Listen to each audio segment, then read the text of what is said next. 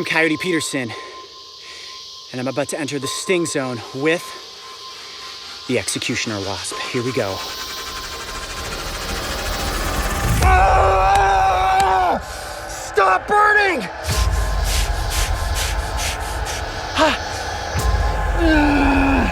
The Executioner is king!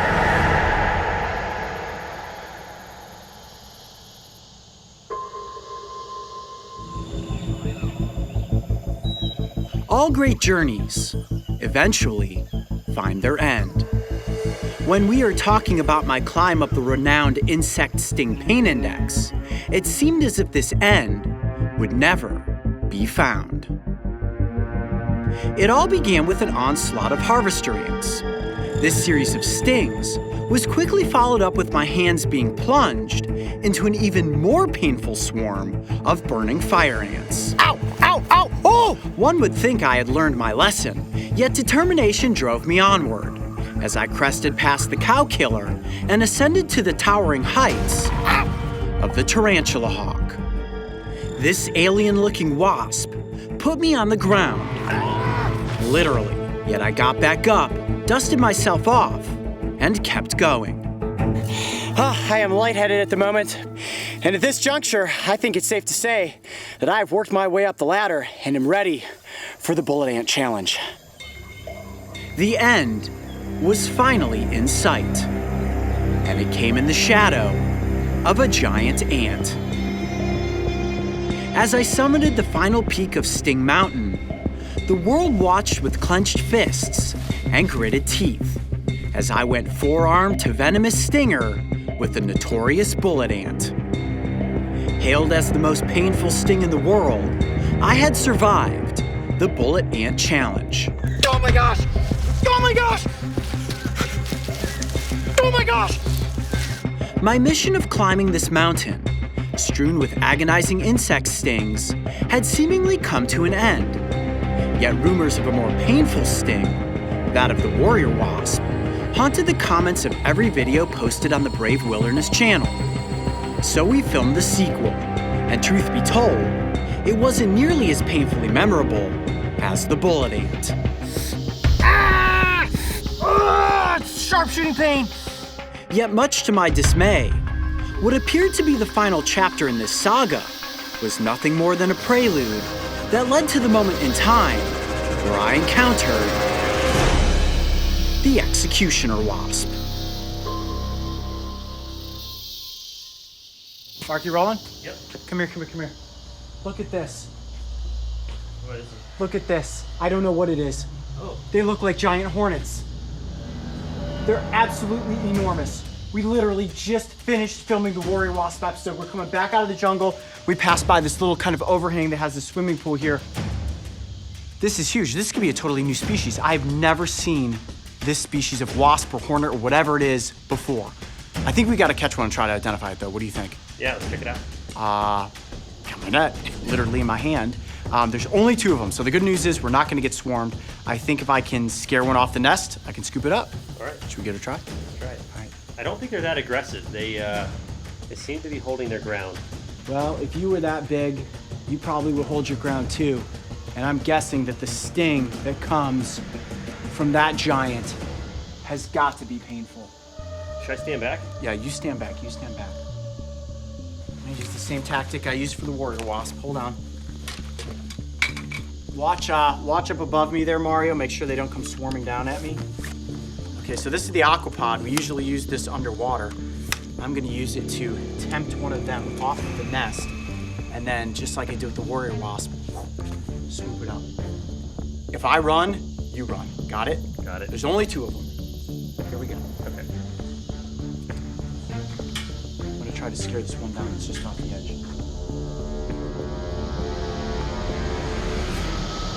It's right on the end of the aquapod. Look at that. Wow, it is massive. Look at that thing.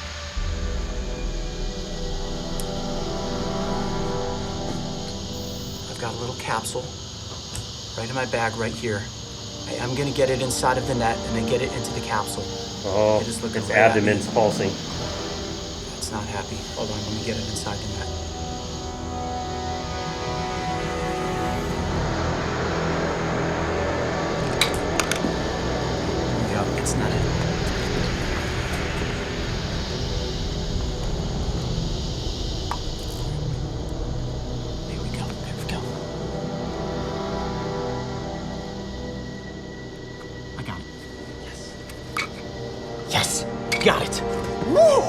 Whoa! Look at the size of that insect. Wow, that is impressive. Looks pretty menacing. Yes, it does. Much more intimidating looking than the warrior wasp. I've never seen this species before, guys, so we are actually going to take it back to base camp and we're gonna have to look this up. What about its sting? I mean, do we know anything? I know absolutely nothing, and as far as I can tell, this is not something that is ranked on the insect sting pain index. Because you've never seen anything like this. Never before in my life. This is absolutely crazy. Quite possibly a new species. Whoa. The eastern mountainous slopes of Costa Rica seem to be a world swarming with stinging insects. And if bullet ants and warrior wasps were not enough, the remote, untamed wilds of this rainforest ecosystem had one more painful sting up their sleeve. With an intimidating specimen safely contained within the viewing capsule, we returned to our jungle base camp and began scouring the internet for an identification to our find. All right, guys, so we have looked up vespid wasps of Latin America, and I found a great site. And I have found out what this is. What is It it? is not a new species. It is actually called the Executioner Wasp. The Executioner Wasp. Talk Whoa. about a horrific name, right? Man, that sounds like it's something to be considered for the sting index. Well, when I look at the insect sting pain index, it does not appear that this is on there. Now, there is a warrior wasp, there's the tarantula hawk, the bullet ant. There are some species of paper wasps. This is considered to be the largest paper wasp species in all the neotropical environments, but it is not on Schmidt's sting pain index. This is crazy. Maybe this is a better conclusion to the story. You know, the warrior wasp did not take down the bullet ant. The bullet ant, in my opinion, is still the reigning king of sting, but something like this, with those stripes and that menacing looking face, man, if this had a more powerful sting, that would truly deserve its place on the throne. Don't you think? Let's think about it. Let's think about it. The Executioner Wasp. That name alone is enough to drive fear through anyone that hears it. Hailing as the largest of the neotropical paper wasp species, this insect is a giant. It carries the cryptic moniker in relation to its swift attack and decapitation methods for dismantling helpless caterpillars, which it in turn feeds to its brood of alien-like larvae. Those who have been witness to this massive wasp have wisely kept a safe distance. And while this is not a newly discovered species, when it comes to the powerful punch in its venomous sting, this nightmarish-looking insect has not officially been ranked on the Sting Pain Index. So today, the chapter you have all been waiting for is about to be written. I'll tell you what, if this is more painful than the bullet ant, that is it. I'm doing no more stings after this. Honestly, probably doing no more stings after this regardless. This has to come to an end at some point. But I would not have been able to walk away from Costa Rica having found this wasp and not have been stung by it. So, here we go. Mark has given me the signal. It is time to get stung by the Executioner. Here we go. There it is. The Executioner, and he is waiting. Are you sure you want to do this? Oh yeah, I mean, I built myself up at this point. There is no turning back. Are you guys ready? I'm ready if you are. Okay, I'm going to place the capsule inside of the entomology net. There we go. And I'm going to get the wasp out with the forceps.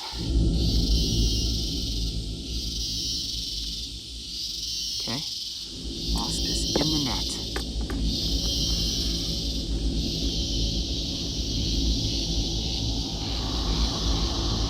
Got it. All right, there we go. I've got it. Perfect hold.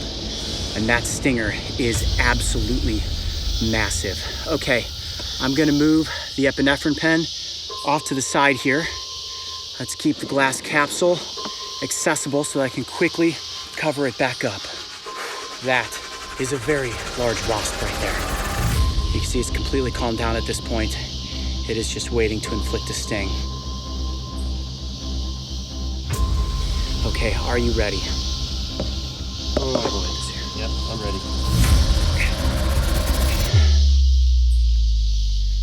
I'm Coyote Peterson, and I'm about to enter the sting zone with the Executioner Wasp. Here we go. 1, 2, 3.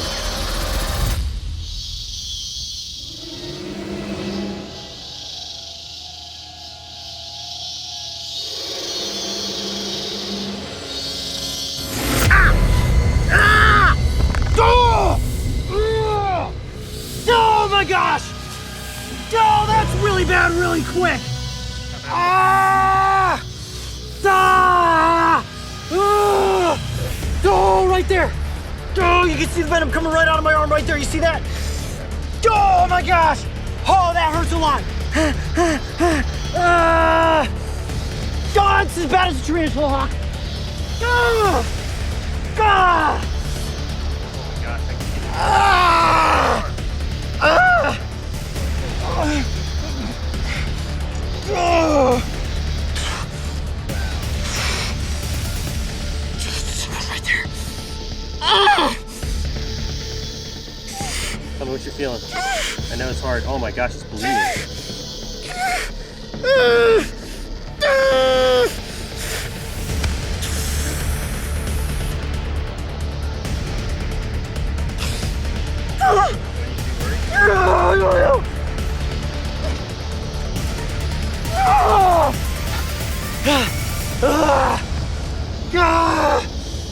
Man, the Executioner Wasp packs an unbelievable wallop. Man, the initial impact is definitely just as sharp, if not worse, than a tarantula hawk. Look, you can see the blood underneath the skin right now. My arm is throbbing. It is on fire. It is about... Oh my God, that hurts. Oh, it is burning uncontrollably. Oh, it is definitely as bad as the tarantula hawk. There's no question about it. And it is, without question, sharper than a bullet ant. I think we've got a new king here, folks. It's just a matter of how long is this pain gonna last. Talk to me about the swelling. Can you feel your... Hold on. It's getting worse. Stop burning. It's getting worse. You little devil. Oh, the Executioner lives up to its names. Oh my gosh. You see the blood coming out. I'm sorry, I can't talk. I can't talk. It is so much pain. I'm cut the camera. Oh my goodness, look at this white spot. Wow. That is the worst reaction you've ever had. Holy cow. We have a new Mario. king of Sting, folks. Mara, are you seeing this? He is the king. Oh, I can't feel my arm. Do I need to be worried here? Are you gonna be able to pull... Mario, what do you think? Mario.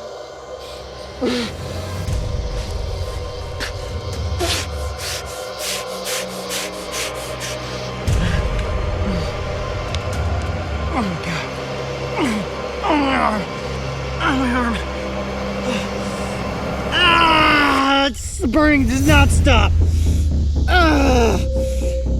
That may be the most painful sting I have ever taken. No, let me rephrase that. That is the most painful sting I've ever taken. The bullet ant has been dethroned. The Executioner is king. Mario, have you ever seen him react like this? You see the white? Yeah. Looks like scarring, just like the bullet ant. Yeah. There's scarring, but there's blood coming out.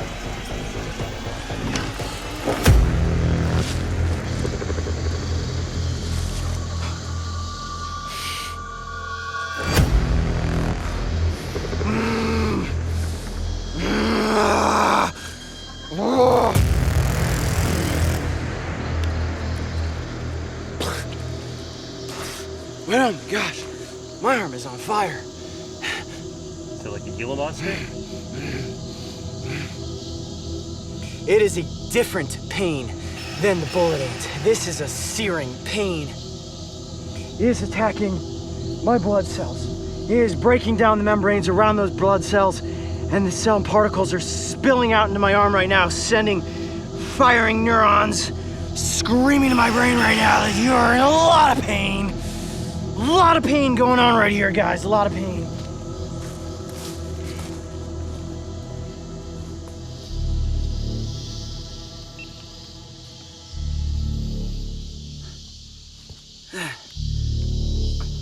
Are you out of the woods yet?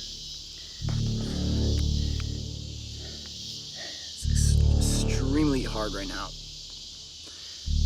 The initial sting and the shock that came from the sting of the Executioner was more painful than anything I've experienced before. And I think I said it when I was on the ground over there, that the bullet ant has been dethroned and the new king of sting is the Executioner. And I am bending the knee right now to this insect because not only is its look intimidating, but its sting is the real thing. It is screaming at the moment, screaming, searing pain. So where the warrior wasp felt like pins and needles and the bullet ant felt like somebody taking a hot poker and sticking it into your arm, this is like flesh peeled back. No, I don't know what it feels like to have flesh peeled back, but I can imagine that this is what it is. You see, I can't even like move my hand right now. My whole arm is in such agonizing pain, and it's starting to itch, like right here. Like I could feel the venom working its way up, similar in the sense to how the Gila monster's venom worked, and it is hot to the touch. Mark, just tell them how hot my forearm is right now. Oh, wow. You can see right here, actually. Mario, can you get a shot of that? Try to get that. You see this? There's a residual reaction occurring up your arm. Is it? Now, in this instance, I do not know if the pain is going to last for more than an hour, more than 5 hours, more than 36 hours, but I can tell you right now that the pain has lasted longer than the tarantula hawk, and at this moment, it is worse than the bullet ant. So, in this immediate presentation, I am declaring the Executioner Wasp as being the king of sting as it currently stands. All right, guys, I'm just gonna go ahead and give you an outro because I'm starting to have trouble composing my words here. Yeah, we're concerned, man. You're not out of the woods yet, are you? No. I'm Coyote Peterson. Be brave. Stay wild. We'll see you on the next adventure. Man, this is intense. The prolonged effects of the Executioner's venom lasted for nearly a week, as just a single sting packed enough potency to rot a small crater in my forearm. This has got to be the longest hike back to base camp I've ever had. Oh, my arm is screaming in pain right now. The residual pain was followed by persistent itching and ultimately a scar that today I still carry with me as a reminder that this neotropical paper wasp is a foe unlike any I had ever faced. You still filming? Yeah. You don't want to remember this? The Executioner! Oh, my arm is throbbing right now. Drink some water there. Oof.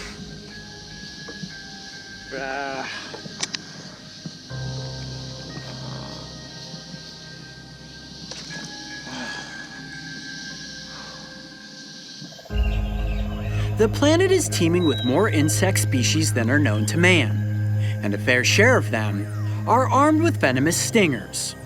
My climb up the insect sting pain index and my destiny to encounter and face the Executioner Wasp was a journey I could have never predicted. Yet it successfully captured and captivated the minds of millions upon millions of viewers.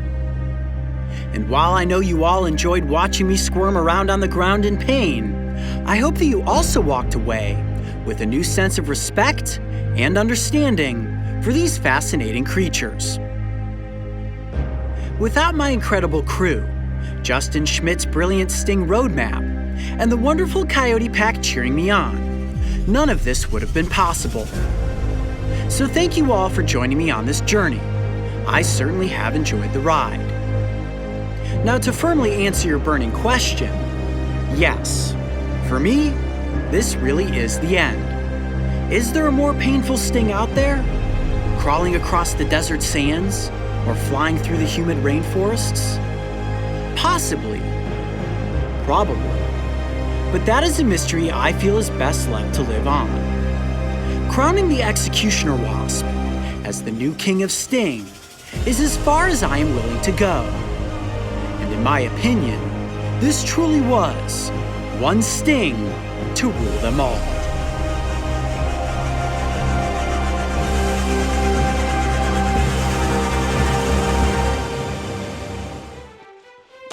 Okay, Ray and I are way off in the wilderness, in between spots to catch snapping turtles. And when you're this remote, there are two things you need to rely on: a steady hand and a reliable signal. That's why I'm using Nomad, the top-rated eSIM provider and my ultimate travel companion.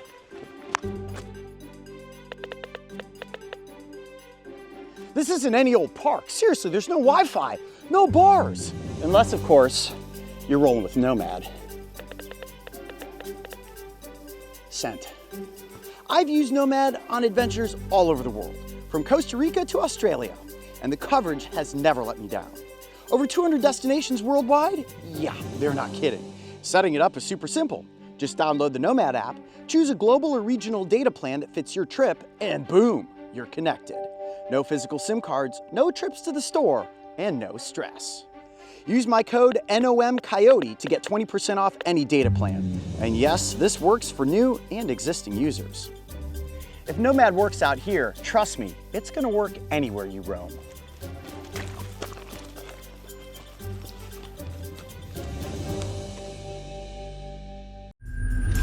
Okay, you guys ready? I'm ready. You're ready. I'm Coyote Peterson, and I'm about to enter the chomp zone with the common snapping turtle. 1, 2, 3. Ah!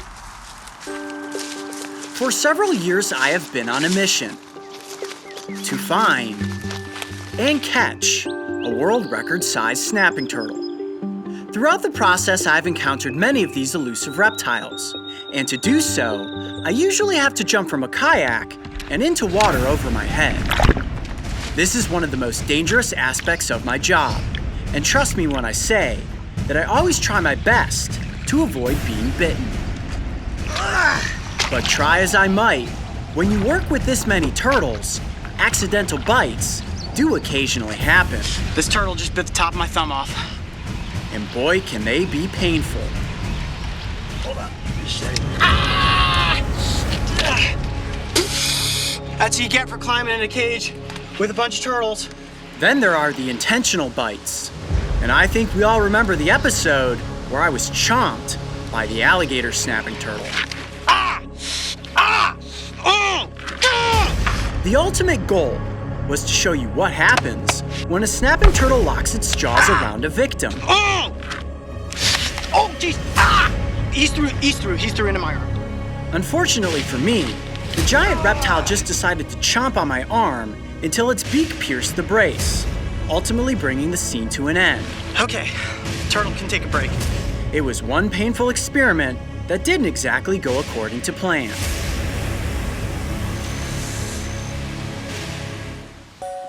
Through social media, I recently asked the Coyote Pack, would you like to see me chomped by a common snapping turtle? Oh, ooh, that hurt, but it didn't draw blood. I wonder what a larger turtle would do. You guys want to see me chomped by the common snapping turtle? Well, a whopping 95% of you said, yes, get chomped. So today I'm going to do just that and demonstrate what happens if you ever get your hand locked in the jaws of a snapping turtle. Now, I know you're watching this video and you're thinking, Coyote, this is absolutely crazy. This turtle's gonna bite off your finger, it's gonna bite off your hand, it's gonna cause so much damage, you'll have to go to the hospital. We have thought about this in advance, and we actually have some safety precautions in place to make sure that that turtle does not take a chunk out of my hand. We purchased these dowel rods. What I'm gonna do is cut a section of the wood and then glue it to the side of my hand so that when the turtle bites down, my hand will be sideways and it's going to strike out whap, and latch on. Now, the beak is going to pierce the top and the bottom side of my hand, but what I'm really worried about is the scissor power of those jaws, and that's why a snapping turtle bite can be so bad. Their jaws are razor sharp, lined with that beak. As they bite down, the beak cuts through the skin.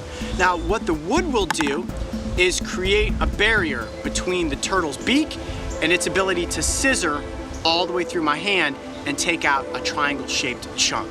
I know you're probably thinking to yourselves, well, it's still gonna bite you, it's still gonna hurt. Yes, it absolutely is. And hopefully the turtle holds on the first time so I don't have to be bitten more than once. Now, once the turtle bites me, I will show you how to get a snapping turtle off. And there are a couple of methods you can use.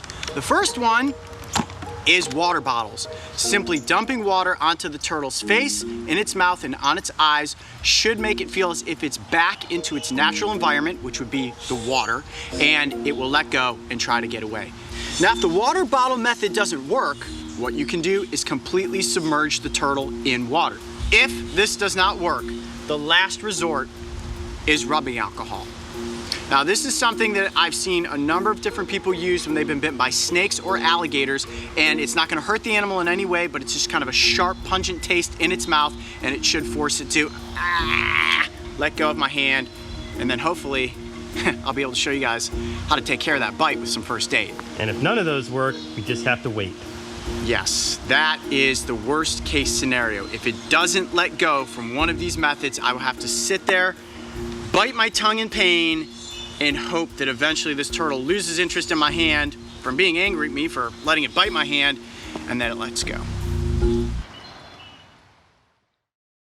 Oh boy, we are seconds away from me being chomped by the common snapping turtle. I'm definitely nervous right now. This is gonna hurt. Just imagine that beak piercing through my skin, and if it bites and it holds on, whew, it is going to be incredibly painful. That's not a small turtle. It's about 10 pounds in size, and it is going to crunch my hand. Oh boy. Okay. Now, coming across a common snapping turtle this size isn't super rare, but oftentimes I catch turtles that are significantly larger than this. A turtle larger than this would definitely do a massive amount of damage to my hand. Camera 2, camera 3 are rolling. Coyote, your GoPro is rolling. This is crazy. This is crazy. This is crazy. Oh my goodness, you're actually doing this. Yeah, well, let's see what happens, right? I'm Coyote Peterson, and I'm about to enter the chomp zone with the common snapping turtle. Are you ready? Let's do this. 1, 2, 3. Ah! He missed the wood! And he's latched onto my hand. You alright? Ah! Ah! Oh, he's ripping the side of my hand. Oh my gosh. Okay, I'm not gonna touch the turtle. He missed the wood. This is bad. He is, oh! Mario, give me a bottle of water. You can see the turtle's beak has pierced through the top of my hand, and it is latched into the skin. He's got his eyes closed, jaws locked in place. Just lightly strip that onto the top of his head. He's biting out harder. He's biting out harder. That's not working. That's not working. Oh boy. To lift him up and get him into the water is going to be extremely painful. I want to go straight to the rubbing alcohol. Now you can see the way that his jaws have scissored into my hand. The beak has pierced through the skin. Oh my gosh, that hurts so bad. You ready? He's got the backside of my hand. Yep, go ahead. Just kind of dump some into his mouth there. Ready? Real light, real light. Okay, there he goes. He's trying to get off. He's trying to get off. There he goes. Oh, wow, he cut major holes in my hand. Okay, let me dip him in the water to get that rubbing alcohol off. There you go, little buddy. Oh my goodness. I'm really nervous. Okay. Yeah. Jeez. Oh man, he bit right there and slid off to the side. Oh, that hurt. Hold on a second. It's almost like his mouth wasn't big enough to reach around and bite onto me. Okay, I'm gonna just get this piece of wood off. There's the bite right there, you see that? Oh my goodness. Oh, it's torn you. Wow. Well, the water actually just caused the turtle to bite down harder. It wasn't until we got the rubbing alcohol into its mouth that it actually would let go. Now you can see where the jaws scissored through my skin. Wow, and the crushing power was insane. I honestly thought the water was gonna work, and I thought I'd be able to get it back into that container of water to dunk it underwater. Only in an emergency situation where you didn't have rubbing alcohol would you want to do that. Did the dowel rod was ineffective. It didn't help at all. It missed the dowel rod. It bit to the side. I mean, I guess that's one thing you can't anticipate exactly where a turtle's gonna bite. Ah, he missed the wood. Let's bring the turtle back up. Make sure he's okay. Come here, buddy. Oh, okay, yeah, I see ya. He's like, let's go again. Let me hold him up kind of like this. Well, that was actually a pretty quick chomp and release.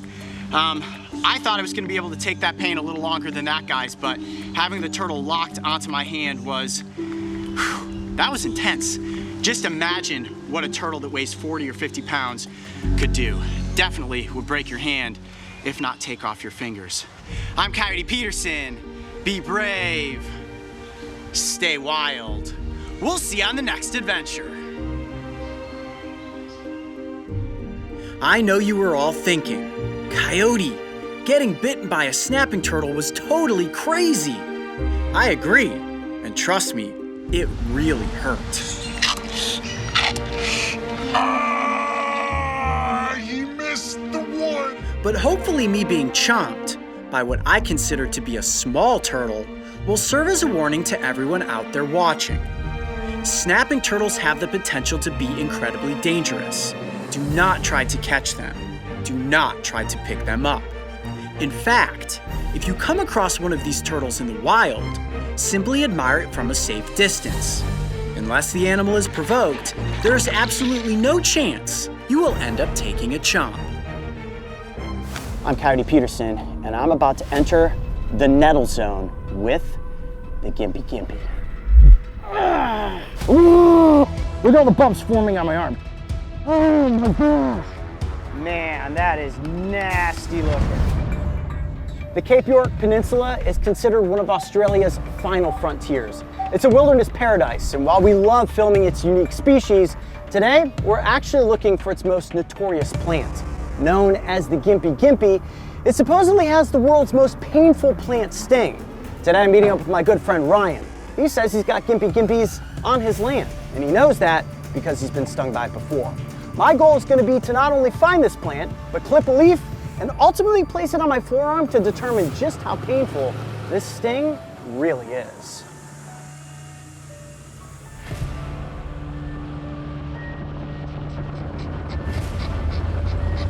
Kevin is our official Gympie scouting dog. He's got a nose for danger, this one.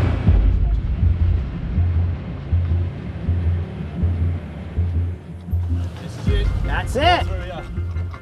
Oh, way back there. Kevin, what do you think about Gympie leaves? Is this something that a dog would ever want to mess with? Not so much?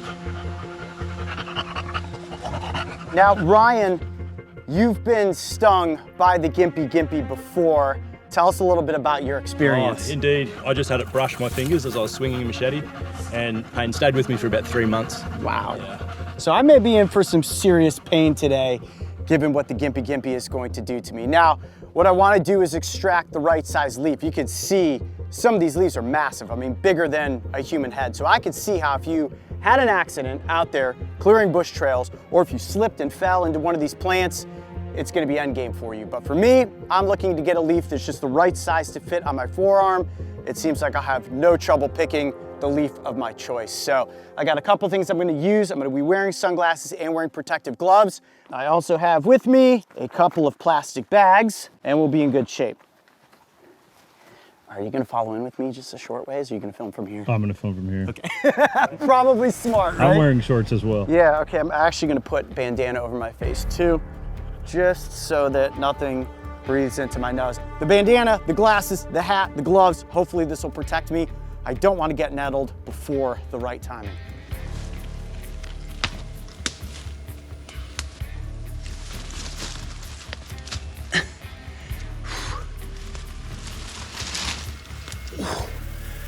Okay, I'm right underneath the tree now. I got a great leaf right there.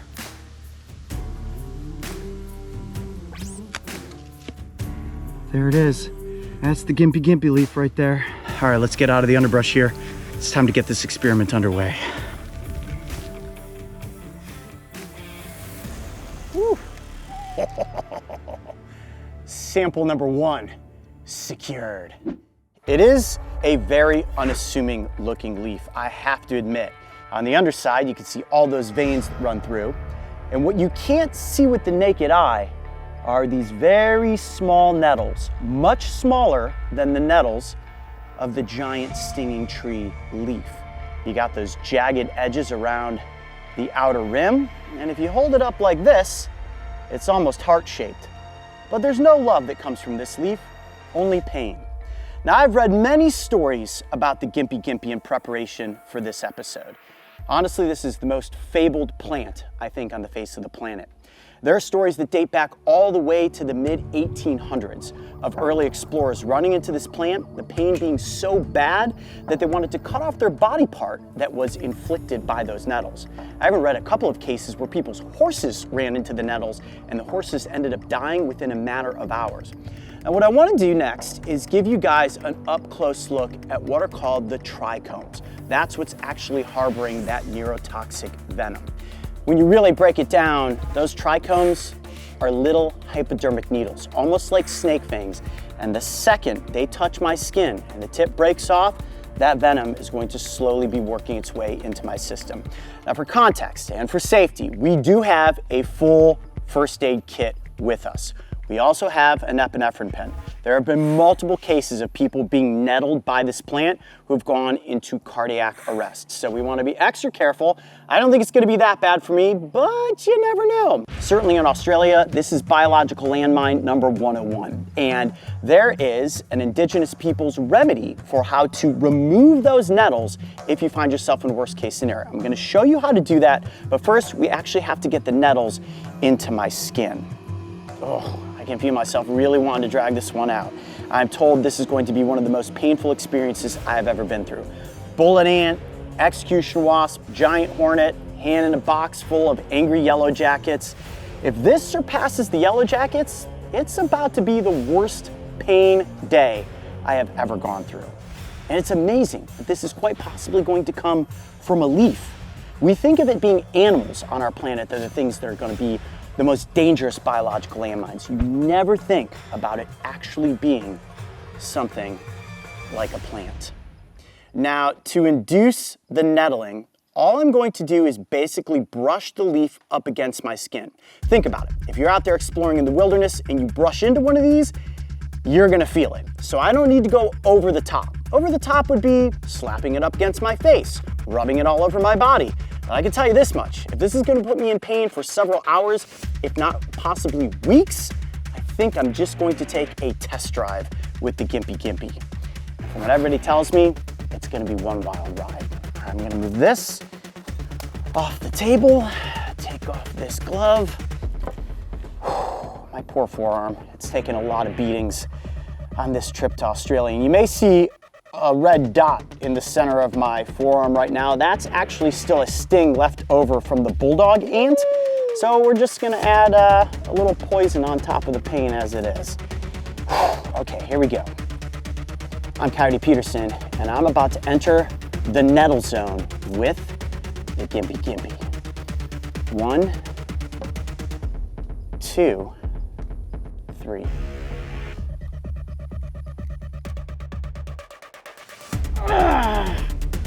Okay, jeez, oh God, that's very bad, very quick. Oh my God, very bad, very quick.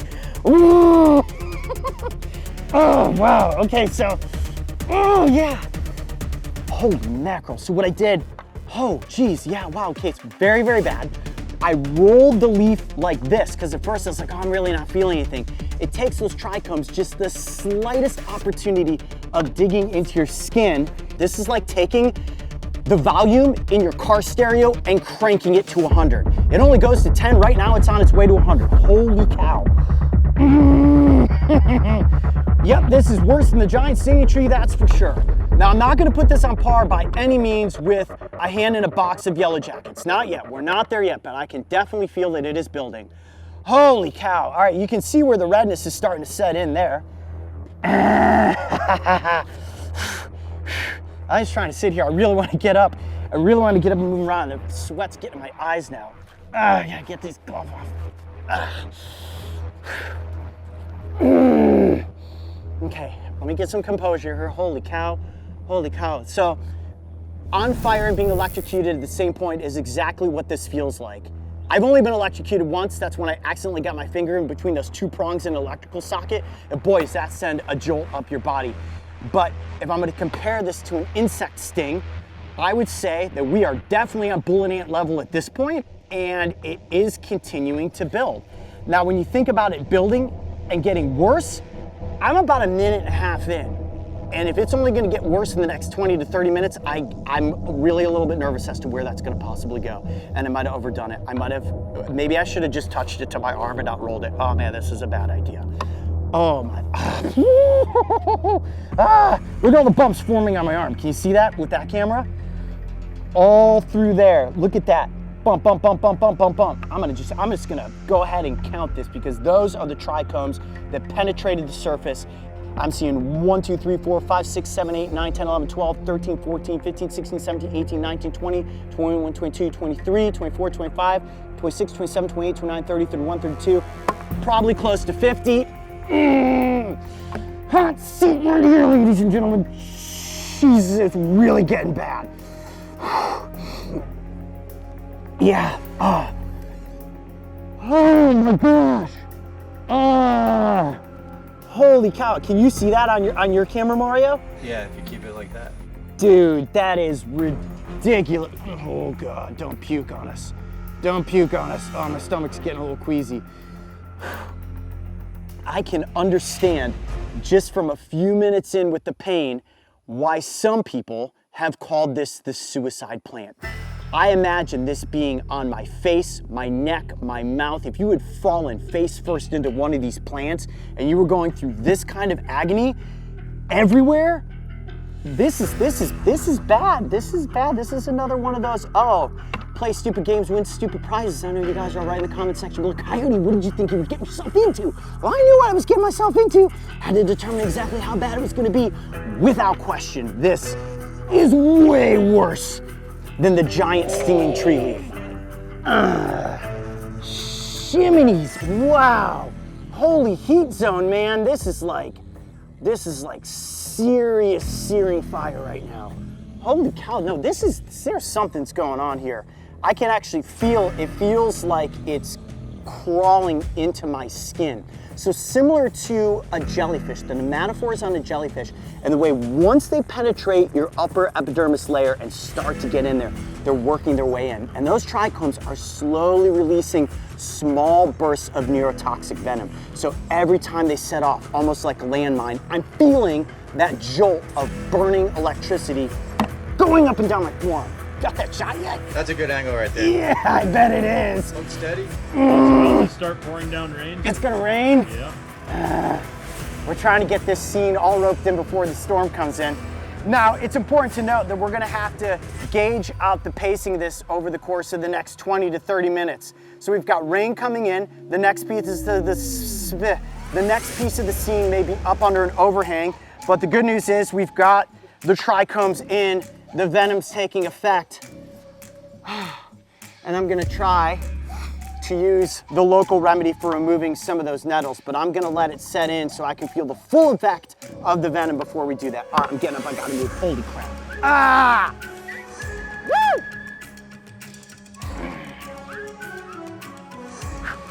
Well, he was right about play stupid games, win stupid prizes, so he wanted to take on this journey and we've been here to capture it. Oh. Ah, torrential downpour! Nothing like filming a nettled episode in the middle of an oncoming storm. Oh, my remedy, my remedy. Oh, the water definitely makes it worse. Jeez. Man, that is nasty looking. My whole left side is like, oh, so uncomfortable. All the way up my arm, into my shoulder, and into my chest and my lymph nodes.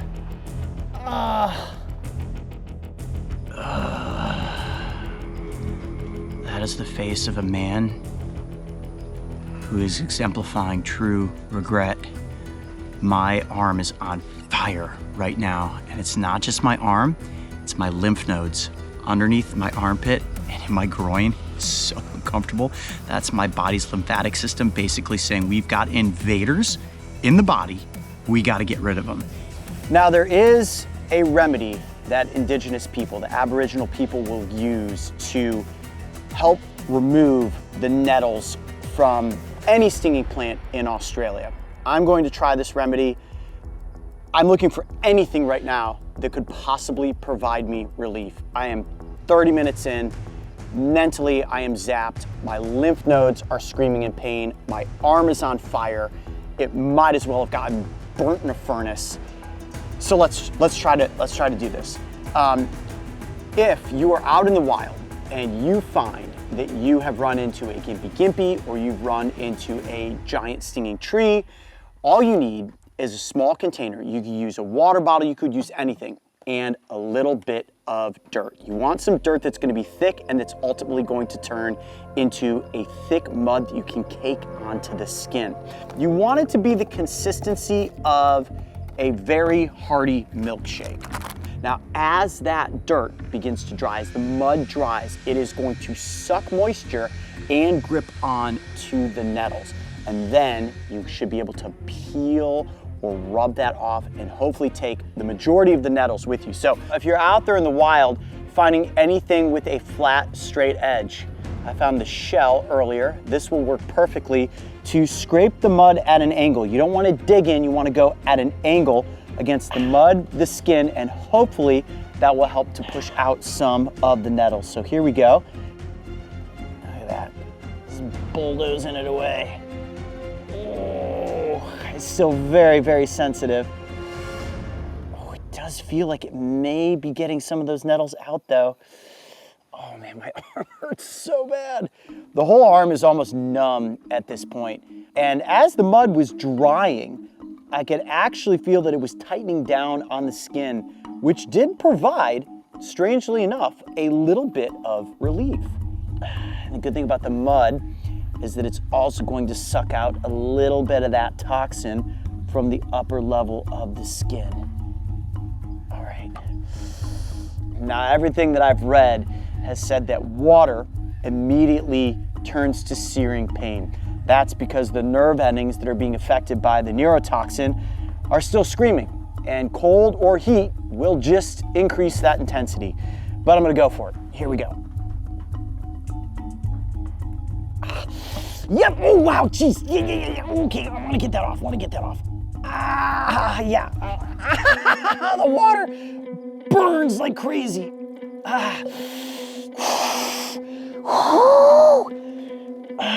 Okay, there are definitely probably still trichomes in there if it's hurting that bad. Okay, get off of there, water. Woo, man. Immediate water contact equals searing pain.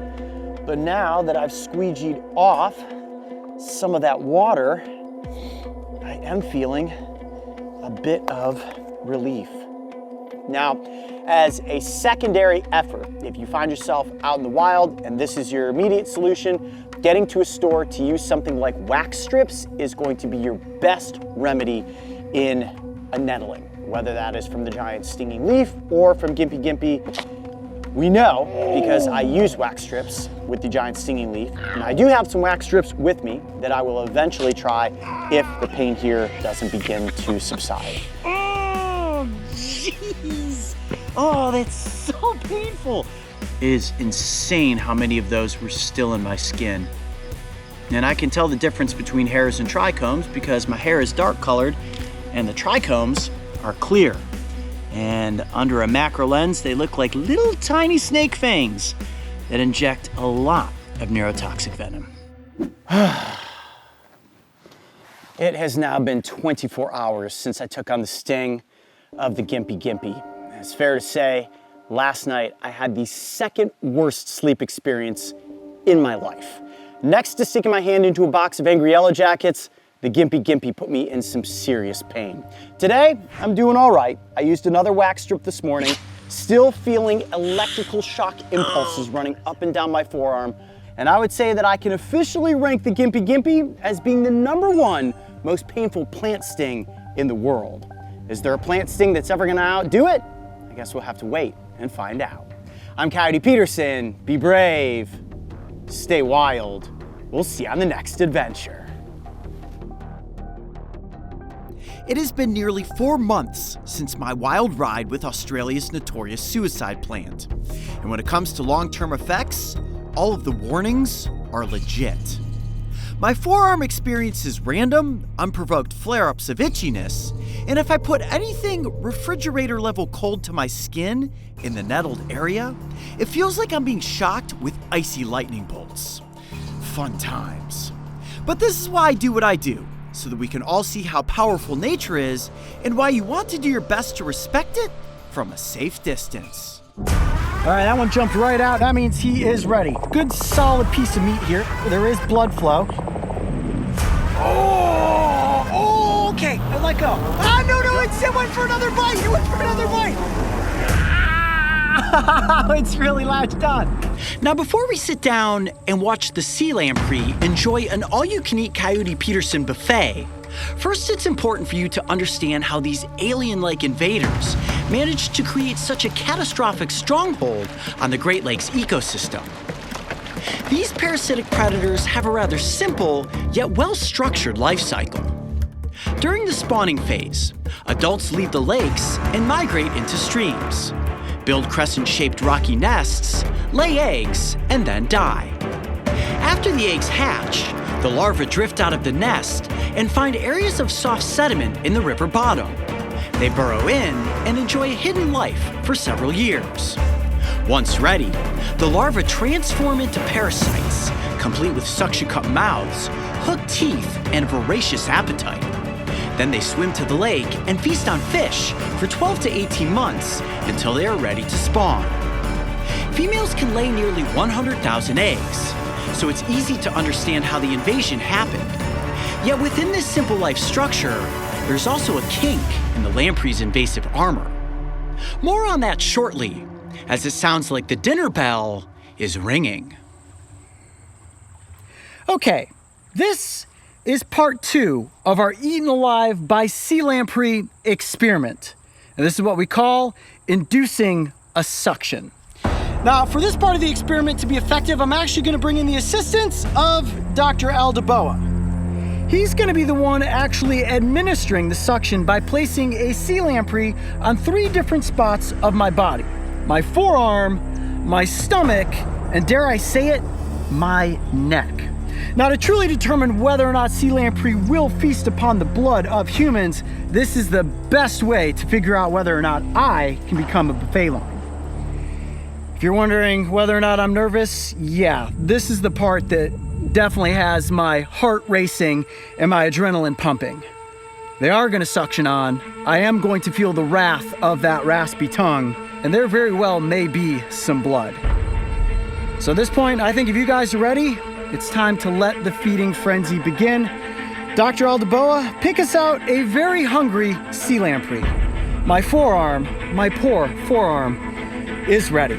Sit back and relax, buddy. I almost feel like I'm about to give blood, and in a sense, I am. My own blood in the name of science to determine whether or not these creatures will feast upon humans. All right, that one jumped right out. That means he is ready. Okay. All right, what I'm gonna do is place my forearm out like this. They are wily.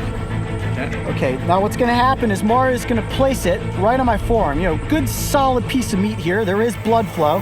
And that mouth is, oh yeah, there we go, right there. Suction. Oh, It is on. Oh, yeah. Oh, wow. Wow, that is a powerful suction. The suction power in the mouth of this creature is about 4 times that of your normal home vacuum cleaner. What it's doing right now is just investigating around with those jawless lips. It's called a suctorial disc. Ooh, he's got a hold there. Now, the mouth is rather malleable, and in that mouth are around 150 cone-shaped teeth. They use those teeth to lock into place. Now, typically, they're feasting upon fish. When they grab onto that fish, remember, fish is slimy. You've got to get good purchase if you're hoping to hold on, and then eventually allowing that raspy tongue, which works almost like a boring drill, to work through the scales and the skin of the fish before they get down. Oh, wow, that is a crazy feeling. Oh, I can feel it definitely grinding away at my skin. Oh, starting to notice a little bit of pain now at this point. Okay, so as they rip through the scales, and the flesh of the fish, eventually an anticoagulant that they release from their saliva allows them to slurp down the blood and the bodily fluid. Oh, wow, I can definitely feel something going to town there. Similar to the leeches, I can feel that tongue working around on my skin, and the suction, my goodness, I would say that's more powerful than 4 times a vacuum cleaner. It is pulling my skin up and into its mouth. Yowzers, okay, that is an uncomfortable feeling. Now, the difference between the lamprey and a leech is that the leech had these little jaws that were kind of in the shape of the Mercedes-Benz logo that would slice into your body. Of course, that anticoagulant and the numbing agent didn't allow me to feel anything. I don't think that there's a numbing agent that's being involved in the grasp of the lamprey. Yeah, wow, it is really, it is really, really digging in at this point. Ooh, yeah. Something's happening. Oh. Wow, that suction is unreal. Oh. Yep, something's happening. Something is definitely happening. Oh, it's grasping down tighter. Now, what's interesting about the teeth, okay, it let go, so I want to get a good look at yowzers. That, man, that just makes my whole body squirm. And when that thing pops off, it's like a really strong suction cup just coming off of my arm. Look at the way that the teeth curved into my skin and suctioned on. You can see where those jawless lips were locked in place, and right there is where all of those teeth were digging in. You can see the purple coloration in my skin, and honestly, just a little bit of blood seeping through right at that spot. Now, with my forearm, I have to think that skin is pretty tough. There's a lot of muscle here, and it's very solid. There's not necessarily, like a fish. A fish's body has organs and soft spots, and those lamprey are really gonna try to hone in on an area that they can easily dig into. My forearm, not exactly giving the best opportunity to dig in. I felt the effects, but I think it's time to step up to the next level. I'll let one of these lamprey adhere to my stomach. All right, Mara, you ready? I'm going to lift up my shirt and expose a nice, soft section of flesh. Very soft, good, squishy area. You ready? For one of these to be able to grab on and create suction. Okay, let's let him find his target. Oh, he's trying to suction onto me. Hang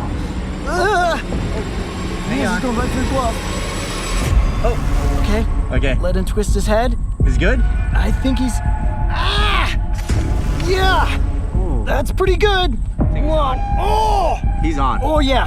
That is definitely much different feeling than the forearm. The skin on my belly is much softer. And that suction is going to town right now. I feel all those teeth. Digging in. Oh, the twist is tough. Now, when these creatures are out in the environment, look at that, it came off. Oh, that's good suction right there. Oh, wow, yeah, I could definitely feel the teeth digging in. And it almost feels like that tongue starting to rasp around. Whoa, that makes your skin crawl. Okay. Probably approaching the 60-second mark here with this creeper true creepy slime monster suctioned on. Oh. Okay, just embrace it. Now, it's not so much painful as it is like a pressure, a real strong suction, and just that really creepy feeling that, wow, is this thing actually, Okay. I think let go. No, he just picked a different spot. Oh yeah, that's an even better hold right there. I think he repositioned and said, ooh, you know what? This spot's even softer and maybe even tastier. The real question is, will it begin to have a feeding response and actually try to eat me? Remember, it's not going after my organs, it's not trying to burrow inside me. What they do is remove the skin and the flesh of the fish so that they can get down to the blood and the bodily fluids. Oh, okay, let go. There's a lot of blood there. Okay. As I told you guys, there may be blood. There you have it. That is a pretty good suction, teeth grinding the skin, tongue rasping away, almost like a razor-sharp cheese grater. And you can see the battle wound there. A little bit of blood, not too bad. It actually feels good to actually have the fish off of my skin at this point. Ow. I think what I learned from that bite is that it ultimately determined, once my blood got into its mouth, that perhaps this isn't a fish. This isn't something that I'm going to feast upon. But because they have the nickname vampire fish, I think we need to go through with the third and ultimate suction. And we all know that vampire bite onto necks, which means that our next lamprey is going to take a good chomp right out of my neck. Lots of blood flow right there. Really soft skin. I know you guys want to see what's going to happen. I think I'm ready. Dr. Aldeboa, find us an extra hungry sea lamprey. The buffet line just became an all-you-can-eat buffet line. Let's place one on my neck. This is not easy. Not easy to let these things adhere onto you. Pick me a real good, solid, slimy sucker, All right, Mario. got a good one. Oh, he This looks guy's hungry. ready. Okay, right up Okay, here. Ready? Oh, there you go. Okay. Oh! Hang on to it. Okay, I got it. Oh my gosh. Yeah, that is a good suction right there. Oh, let go. Is it over another spot? Ah! Oh, that is way more painful than the arm or the stomach. Ooh! Ah! Okay. You good? Yeah, he's suctioned on really good. I can feel that twisting sensation. Teeth grappling into place. Man, I feel like that's right on a solid flow of blood right there. Oh, the vampire fish is truly living up to its name at this point. I'm gonna try to let it suction on for a full 60 seconds.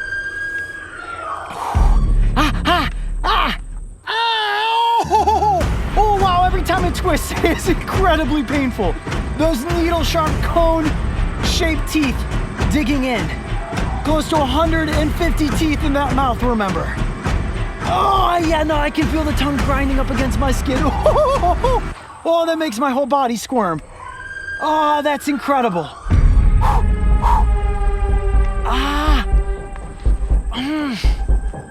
You're doing good. How am I doing? Just relax.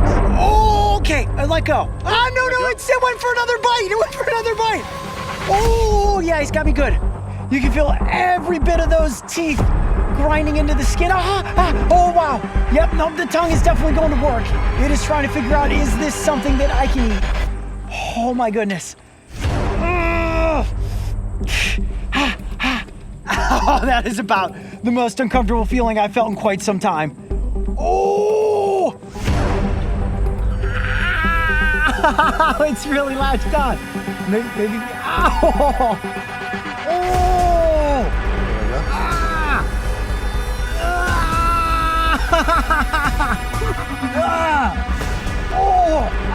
No, don't tug on it. Ooh. Oh. You want him off? Just let me hang there. I want to make sure we get to the full 60 seconds. They don't call these things vampire fish for nothing, folks. Oh, there we go. Oh.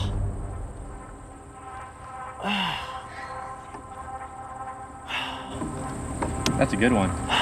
Hey, don't get on me. Is there blood? Yep. I promise you guys there would be some blood. A lot of blood flows through your neck. And that sea lamprey was definitely locked in place. My goodness, oh man, it makes me lightheaded. Just to think about my blood and bodily fluids being sucked up by the vampire fish. Okay, so here's what I was able to determine at this point. Those teeth are sharp, and that raspy tongue, yeah, it's like a cheese grater going at your skin. But in the end, I feel like every time the blood came to the surface and they got the taste of human in their mouths, they let go and said, you know what? This isn't a fish.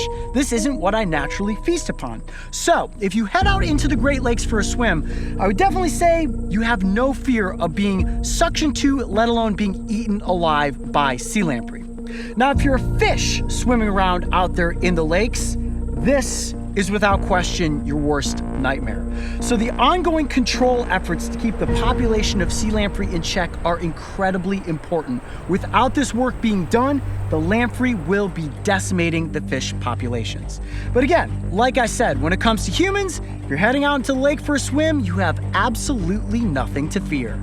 I'm Coyote Peterson. Be brave, stay wild. We'll see you on the next adventure. I've got a few more in here that probably could use a feed. I'm probably good. Camera guy? Yeah, go ahead, bring me one over. Around the world, invasive species have detrimental effects on ecosystems. But no species has been more destructive to Great Lakes fish than sea lamprey. The fishery in these bodies of water was nearly destroyed. Yet the ongoing effort to control these invaders, led by the Great Lakes Fishery Commission, has been one of the most successful programs of its type in history. So while millions upon millions of eggs are laid each year, the life cycle has been identified and, most importantly, intercepted. Thanks to the combination of environmentally safe lampricides, strategic river barriers, mass trappings, and pheromone and alarm cue experimentation that may alter the course of spawning, the invasive sea lamprey population has been reduced nearly 90% in the Great Lakes. Now that is a success story. Sea lamprey control is an investment into the health of the environment. If you would like to learn more or have the desire to join the fight against sea lamprey, contact the Great Lakes Fishery Commission and help keep our freshwater systems free of blood-sucking aliens.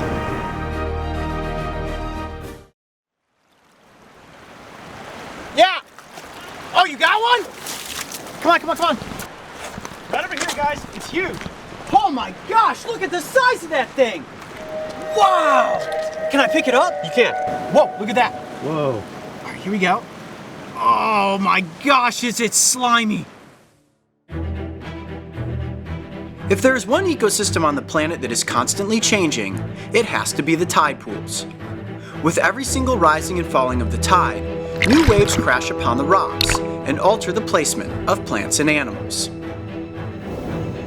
Along the coast of California, there are a slew of creatures that you can find, if you know exactly where to look. Got a little striped crab right here. Oh, got it. There's definitely no shortage of crabs out here in these tide pools. However, navigating this terrain can be difficult because most of the rocks are wet and slippery. One of the toughest things so far for me in filming beyond the tide has been the terrain. I'm used to swamps and deserts. Everything here is rocky and slippery. It's all covered in a layer of, I guess it's some sort of algae, and using a lot of eye-foot coordination because I'm looking for creatures, and every step I take, your foot might slip off of something, and these rocks are extremely jagged. Really easy to get hurt out here. And I'm sure for you, Mark, it's even more difficult. Right now you're balancing on these rocks just trying to get the shots. Yep. Show everybody at home. It isn't easy, is it? Nope. All right, well, let's keep going this way and see what we can find. Watch your footing. Oh, yep, see, there you go. I'm usually pretty good at finding animals in the field, but sometimes a wildlife expert joins us to help locate the species that can be very difficult to find. Today I am back out with tide pool expert Aaron Sanchez, who has been exploring these Southern California pools his entire life.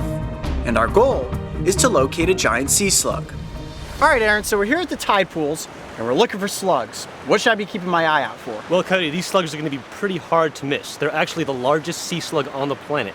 They come to these rocky shores here to mate and lay their eggs. Okay, now when you say the largest, do you mean like 5 to 6 inches in length, or are we talking bigger? We're talking probably almost a little bit less than 3 feet. A 3-foot slug? So it's gonna be pretty hard to miss. Yeah. All right, let's start searching. The search was on, and I was confident that I could come across one of these giants. I mean, if they're as big as Aaron says they are, spotting one should be simple, right? Hi, we've been searching for about 45 minutes now through all these layered rocks. I don't know, Aaron said it was gonna be easy. Nothing yet.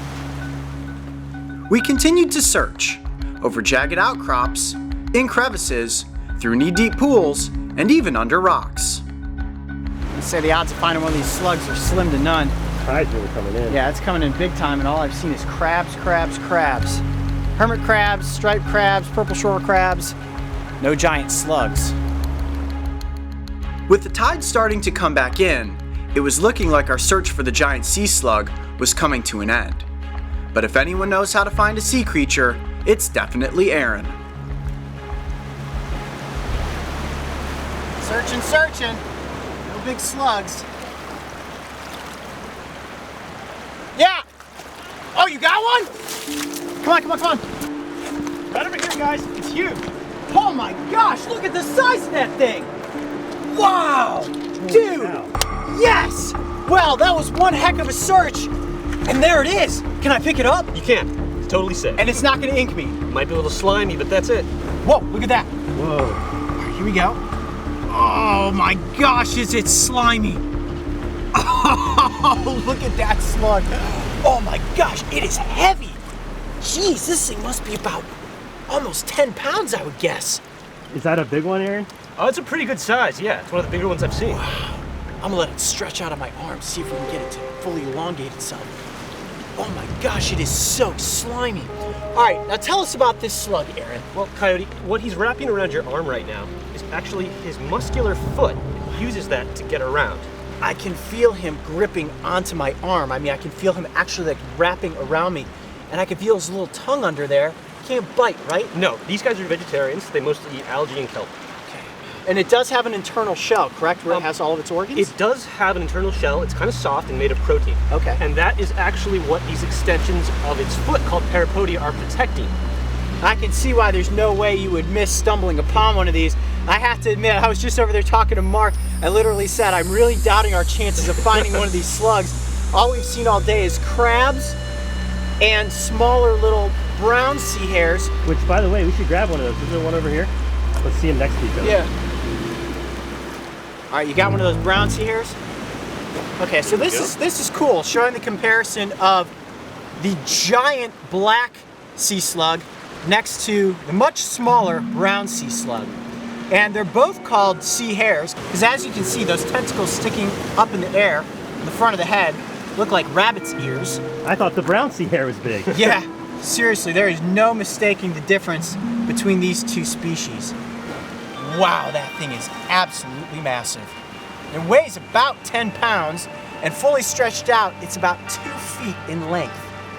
That is crazy, and it is so unbelievably slippery. It's actually really hard to hold on to it, and my hands and arms right now are covered in a slippery mucus. Now, are they toxic in any way? No, they're not. Okay, so I'm in no danger right now. So they don't bite, they're not toxic, they're just slimy and alien looking.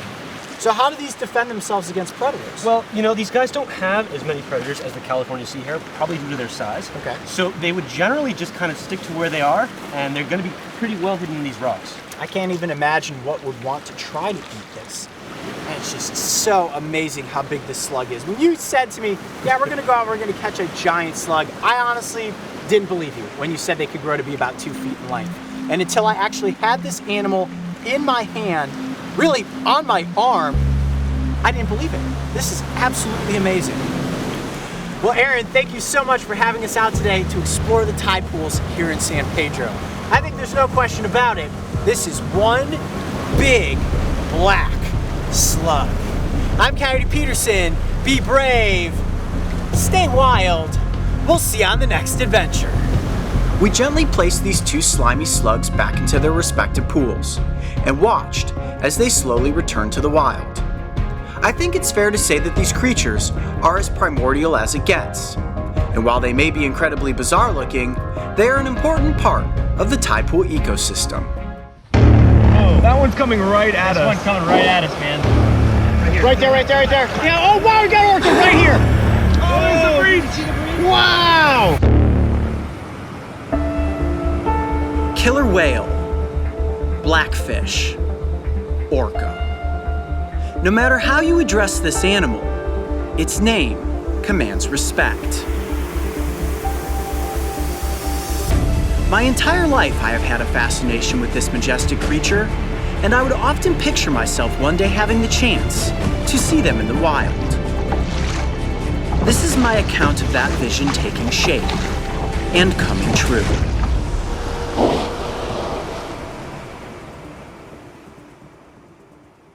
All right, guys, this is it. The moment that we've been waiting for. The gear's loaded up. It's time to hop on board and head out on the water to search for orcas.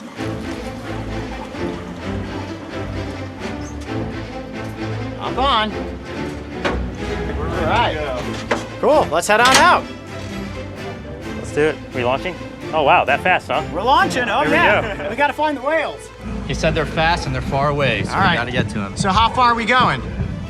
We're going a ways. We're going close to 40 miles. All right, Papa Bo says we're heading out about 40 miles to search for the orcas. Now you may notice that the entire crew is wearing red caps. That's because they love the Wes Anderson movie, Life Aquatic with Steve Zissou, which is also one of my favorite movies. So today we've got kind of Team Zissou here. This is Papa Bo, our captain. Say hi, Bo. Yeah, welcome aboard. We got Jason back here. He's gonna be rowing my kayak.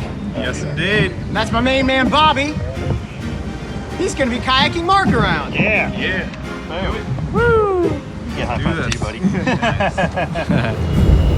Today we are heading out onto the Salish Sea, an intricate network of coastal waterways that includes the southwestern portion of British Columbia and the northwestern portion of the United States.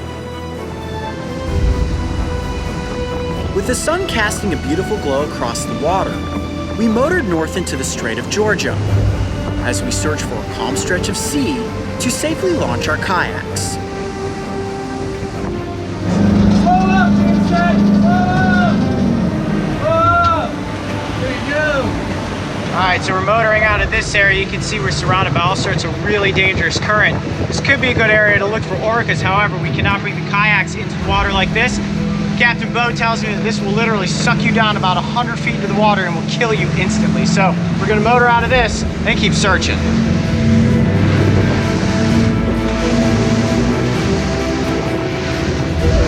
It took some time, but we finally found a spot where Captain Bo felt comfortable setting us out onto the ocean.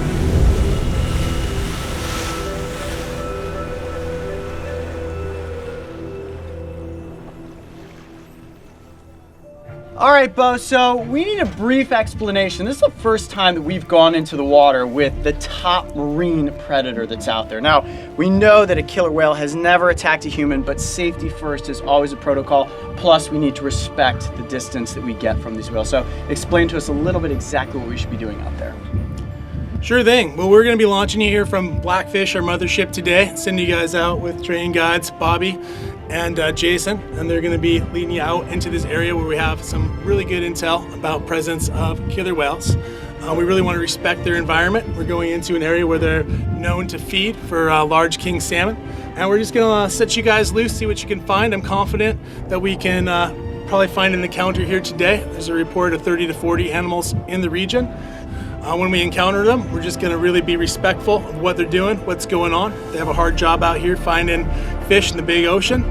So we're going to get out there, see what we see, and really enjoy whales in the wild. All right, sounds great. Well, I am ready. Let's paddle. Let's get those kayaks into the water. You guys ready? Yeah, good luck, guys. Let's do it.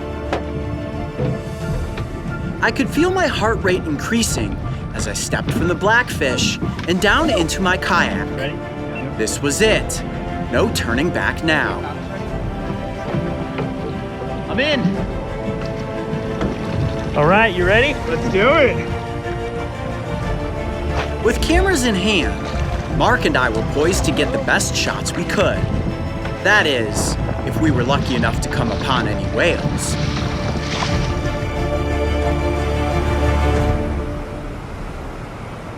All right, guys, we are on the water and it's time to begin our search. Jason, you ready? Yes, I am. Thumbs up, Mark, you good? Let's go. All right, let's do this.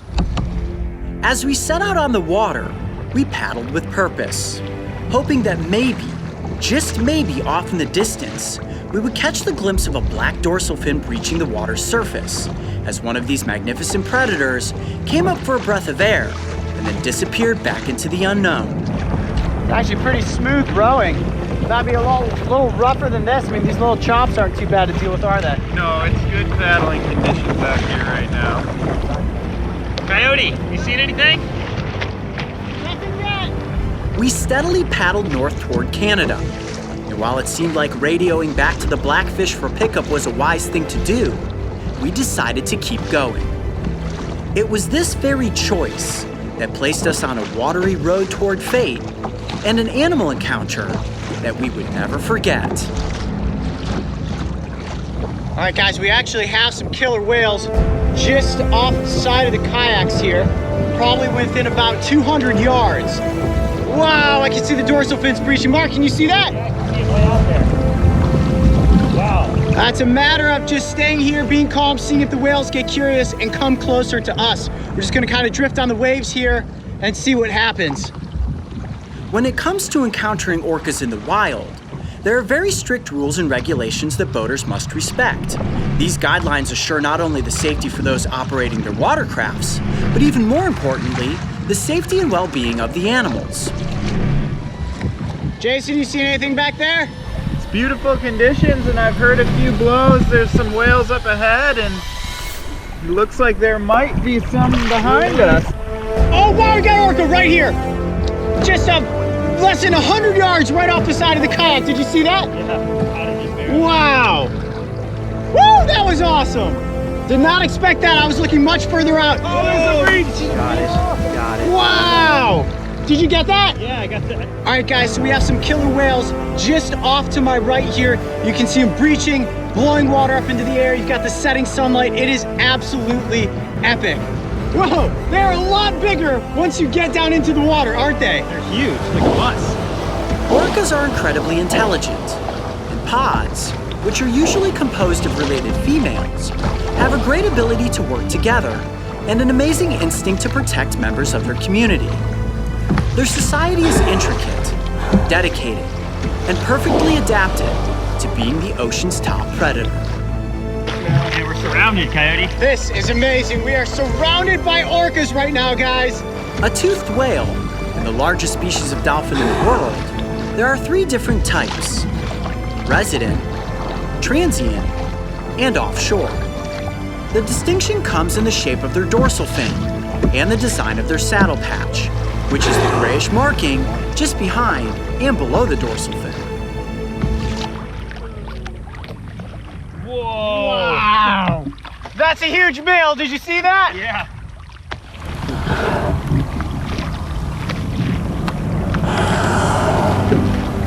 There's the male.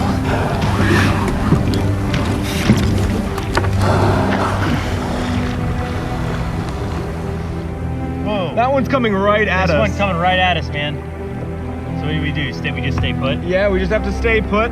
We don't know where they're gonna come up.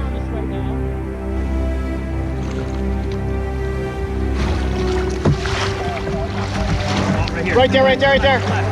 Woo! That is awesome!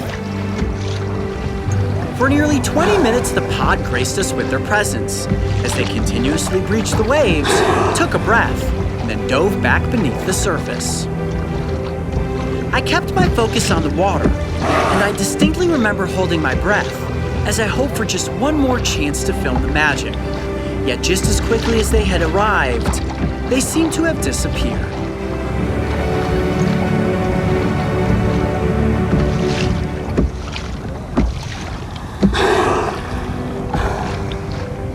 All right, guys, well, the light is getting low and it's time for us to row back toward the main boat where we saw some amazing killer whales today. They got so close as we were just drifting along on the waves. We had a pod buzz right past us, heading that direction.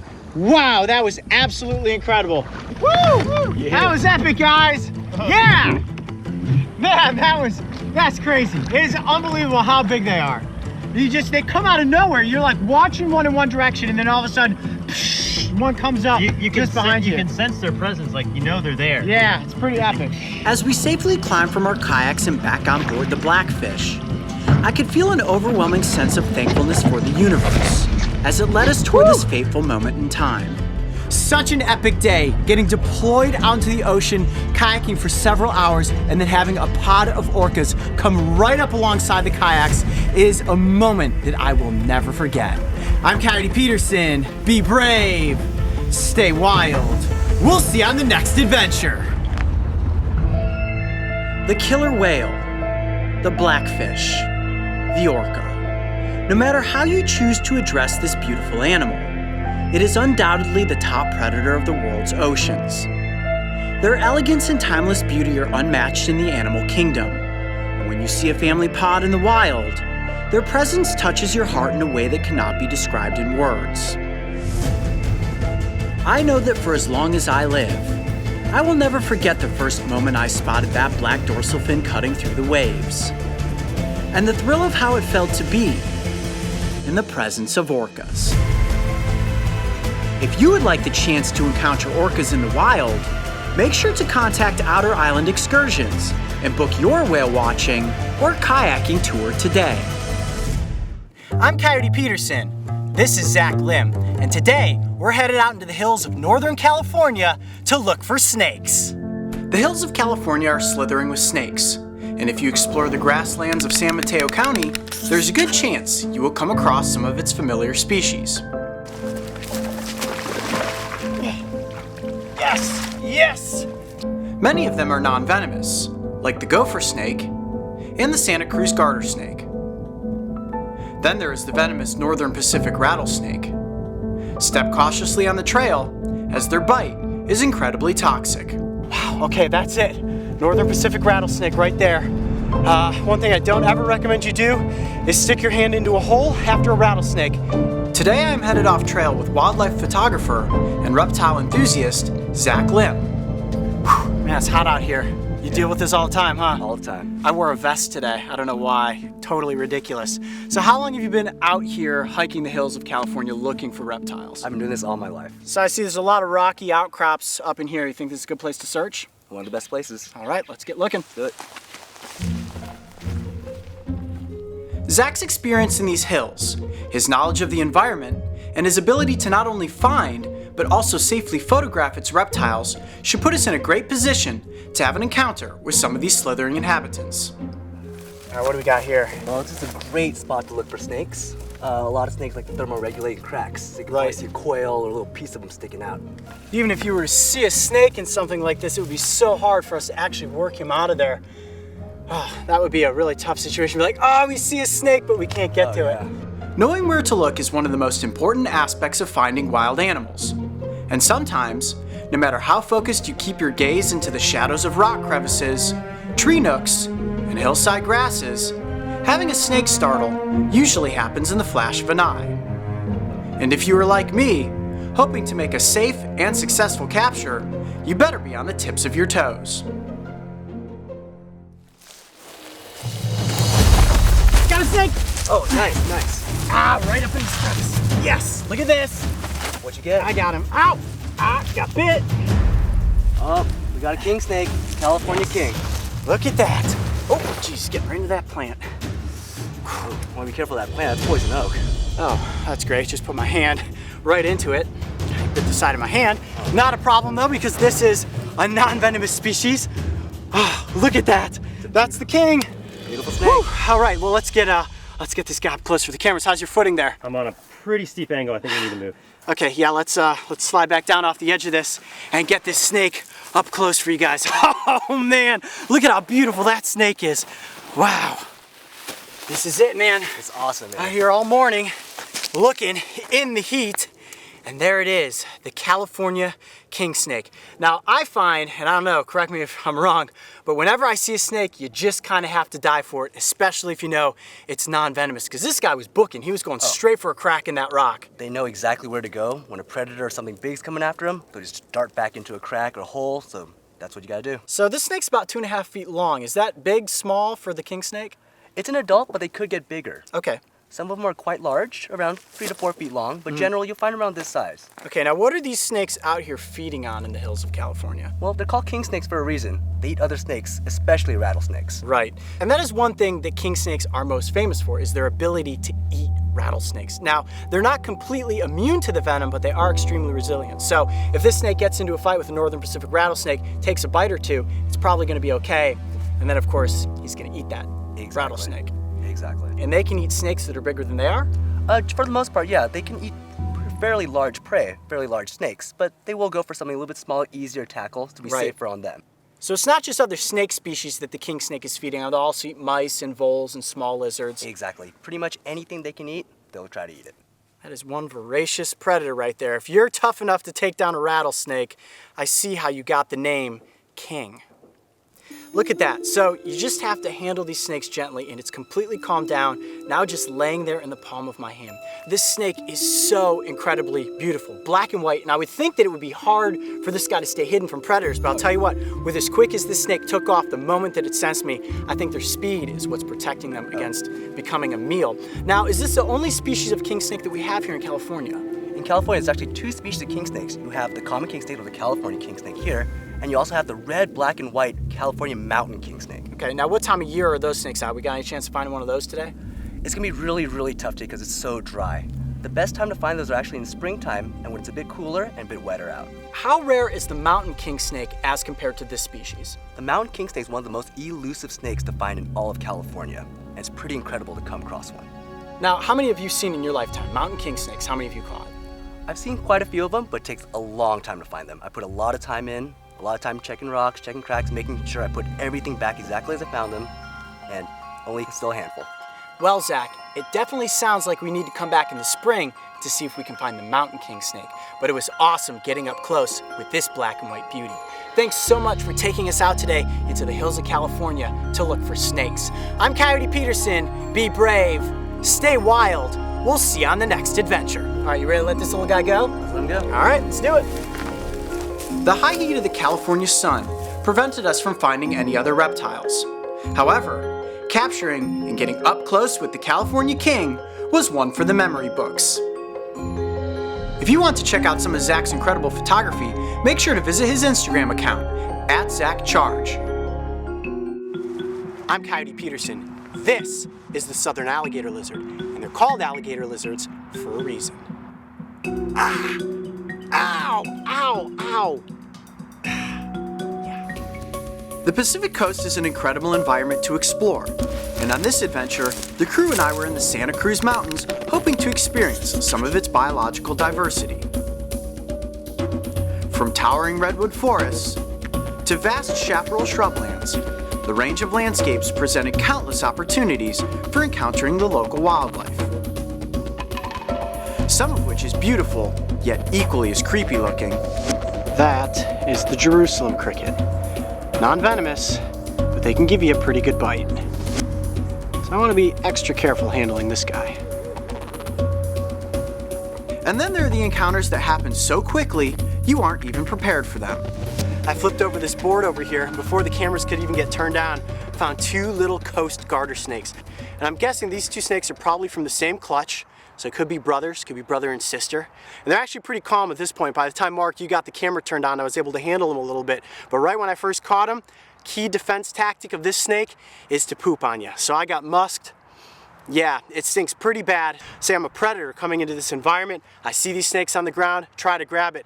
I'm gonna get a mouthful of you-know-what. Not gonna taste very good, and then hopefully they can make their escape. Very cool. 2 little baby coast garter snakes. Gonna put them right back under the board where they came from, and hopefully we're gonna find something a little bit bigger. Traversing through the shrublands, there is one common lizard species you can stumble upon, and we happen to find ourselves in just the right place to experience the Pacific Coast's tiny resident dragon. He's just hunkered down. Do you see his tongue sticking out? Yeah. That is a southern alligator lizard. Come up right there. Right there. Now, they're not real quick. Look at him, he looks like a snake. His legs are tucked right in close to him. Right there. Look how well he camouflages right into that dirt. Now, these guys can be pretty aggressive. Wow. Look at him, the southern alligator lizard. All right, let's take him up here and into some better light and get some good shots with him. What's really interesting about this lizard is look at the size of that tail. Now, this is a prehensile tail, and it actually looks like at some point in time, oh, he's pooping on me. Great, that's another defense mechanism to poop if you're handled. It's one reason you probably don't want to pick these lizards up if you see them out there in the wild. But the real reason that you don't want to try to come out and pick up this lizard is that they will oftentimes pop their tail off. And this is called caudal autonomy, which means that if a predator comes in, like let's say a raccoon or a coyote, and tries to grab this lizard and bites the tail, this lizard can pop its tail off and the tail will keep flicking and moving around, but the lizard can then escape and find itself some safety. Now this tail will grow back, but it will never grow back as long as it originally was, and usually grows back as like a little nub. And we want to be as gentle as we possibly can with this guy. Yeah, we don't want that tail popping off, do we? These guys can give you a pretty nasty little bite. Of course, they're non-venomous. Oh, look, there you go. See that? Look at that tongue. Looks like a Komodo dragon with that tongue sticking out. He's sniffing me right now. He's got, oh, yeah, you can bite, you can bite. Oh, yeah, that's a pretty good little bite there. Wow, look at that mark that he put in my finger. Did you have to do that? He's like, yeah, you put your finger in my mouth. What'd you think was gonna happen? This lizard is very, very interesting feeling. He's very smooth. The scales are a little rough, but just the slender nature of his body allows him to easily skirt through all of this rough terrain.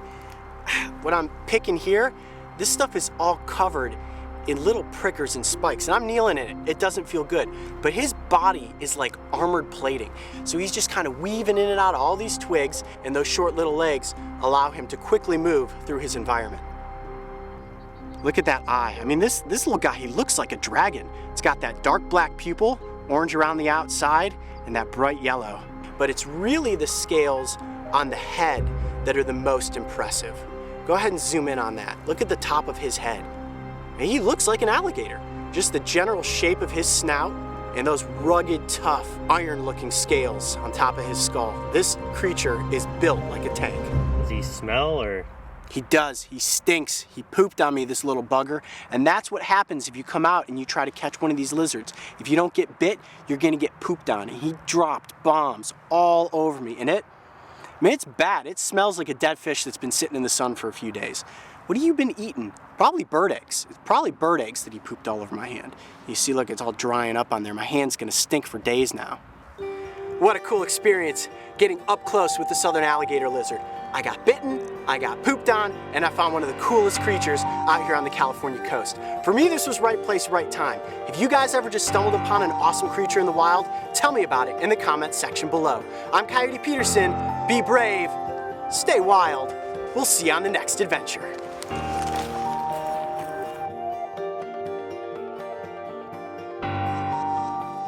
I'm Coyote Peterson.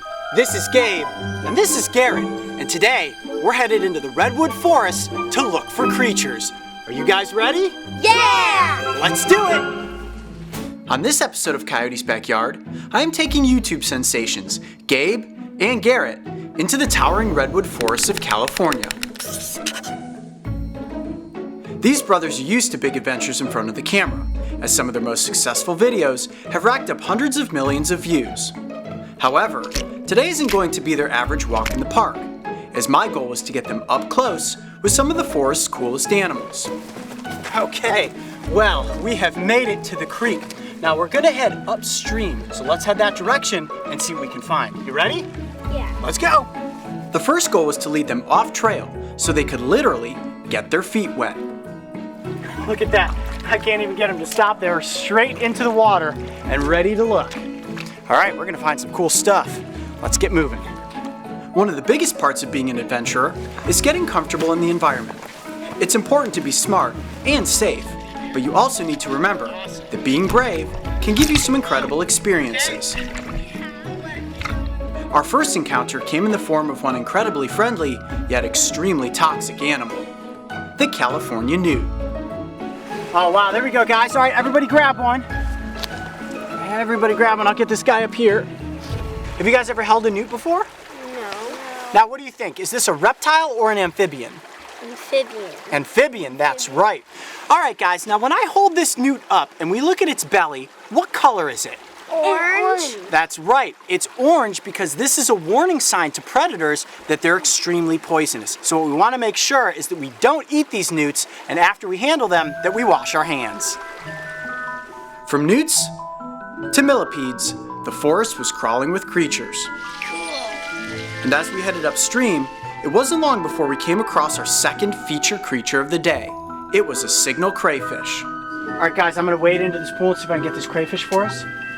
These crustaceans can give a pretty nasty pinch, so it was going to be on me to wrangle this one. Holy mackerel. Look at that, guys. Whoa. Oh, look at those pinches. Scorpion. It does look a little bit like a scorpion, doesn't it? The signal crayfish gets its name because when threatened, they hold their pinchers up in the air to display the bright red underside. This coloration acts as a signal to predators that you better stay back or you are going to get pinched. Ooh. Ah. Yep. Ooh, that's a good pinch right there. Clearly, I wasn't getting that message. Yikes. Okay, now go ahead and try to hold him from the back when he's not actually pinching me. Squeeze under his back there like that. There you go, you got him? All right, you're holding the crayfish. That's a big one too. I was incredibly proud of the boys. To handle a crayfish of this size was a great feat of bravery. Watch this, guys. Watch how he disappears backwards. He should go pretty quick. Whoa. Whoa. Pretty awesome, huh? You guys are so brave. Holding crayfish. Let's keep going. I brought something here for us. What are those? Bananas. This next creature looks exactly like a banana. It's called a banana slug. I'm going to give each one of you a banana to carry, and we're going to try to find a slug that's as big as a banana. You think you can do that? Yeah. All right, let's start searching. If you have ever explored in the redwood forests, you are probably aware of how many banana slugs slink along the trails. Here's a big one. Pretty close. Wow, that one's a monster. Wow. Man, I think your slug is definitely bigger than my slug. And it was only a matter of minutes before we all had our hands on one. All right, we have 3 pretty good looking slugs. Let's take them over here and get an up close look. All right, guys, now look at the front of your slug. You see those tentacles coming out of the front? Yeah. Those are the eye stalks, and that allows them to see light and movement. Now, when you guys found these slugs and you picked them up, what did they feel like? Super sticky. They are super sticky. It feels like someone sneezed in your hand, doesn't it? Yeah. Totally gross. Now, if you look at the side of the slug, do you see that hole right there? Yeah. That's called a neostome, and that is actually where the slug's lung is. So look into that hole, and you see in there? Yeah. You're looking at the slug's lung, and that's how the slug is breathing. That's pretty cool, huh? This thing is wild. Out of all the animals that we have here in the redwood forest, I would definitely say that the banana slug has truly earned its name, considering the fact that it looks just like a banana. Handling a single banana slug is impressive, but I felt it was time to see just how brave these kids really were. All right, guys, now that we've learned a little bit about the California banana slug, we're gonna do something that I like to call the Slug Challenge. We're gonna roll up our sleeves, head down trail, and see if we can get our arms absolutely covered in these slimy little creatures. Are you ready? Oh, yeah. Come on, let's go. Nothing beats a little friendly competition between brothers. And as they began to collect slugs, Gabe and Garrett were having a blast. It was complete slug pandemonium. When I finally wrangled the boys back in, it was clear that they took this challenge seriously, as their arms were literally crawling with slugs. All right, come on in here. Let's show them how many we got. That is a lot of banana slugs right there. You guys are absolutely covered. I think you guys topped me on the slug challenge, that's for sure. Getting to spend the day hiking the redwood forest with Gabe and Garrett was wet, muddy, and sticky. And I can't wait until the next time I head back to the West Coast so that we can do it all again.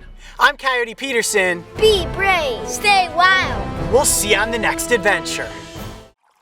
I'm Coyote Peterson, and today we're getting hands-on with one of the most poisonous animals in the United States. And of course, I'm talking about newts. When most people think of California, the imagery of sunshine and beaches probably comes to mind.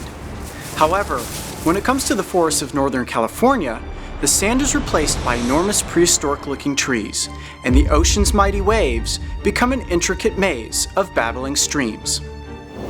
San Mateo County boasts some of the most beautiful and seriously epic forestscapes in the Pacific Northwest. And if you navigate your way down into the ravines, you will find a thriving ecosystem. So diverse that flipping a single trailside rock may get you up close with a stealthy predator. What you're looking at right there is the forest scorpion, one of the most common scorpion species that you'll find here in the forests of Northern California. It seems that no matter where I go, the scorpions are right there with me. But not everything in the forest is equipped with pinchers and a venom-injecting stinger. Flip over the right rock, and you might just find a cute little creature that tops the charts as quite possibly the most adorable amphibian in California. Holy moly. Look at that. Is that a newt? Nope, that is not. That is actually a newt mimic. It is an Enstatina. You can see how it looks like a newt with the dark upper body and the orange underside. Also poisonous, and if you handle this little amphibian too much, they will secrete a white poison from their skin. But look how cute that little guy is. Just another one of the salamander species that you can find here in the forests of Northern California. All right, let's put him back under his rock and see if we can find some of his bigger cousins.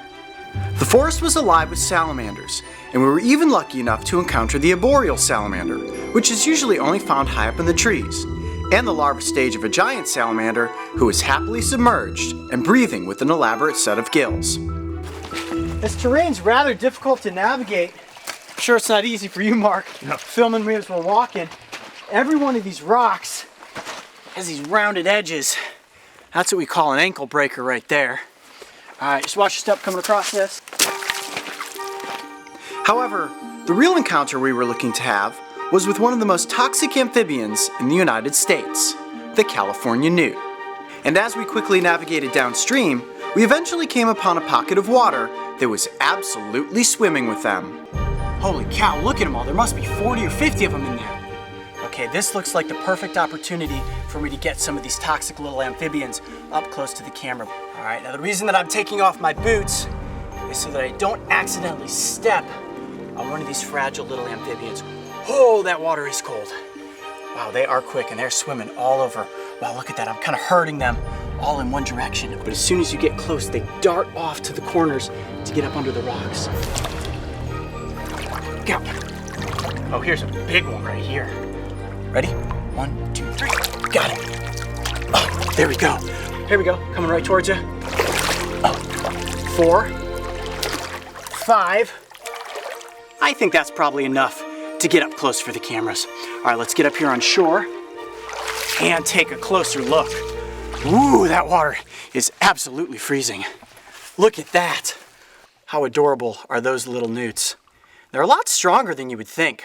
There we go. That's what we call a handful of newt right there. I got them all calmed down now. And if you take a real good look there, the top of their body is very dark in coloration and also rough.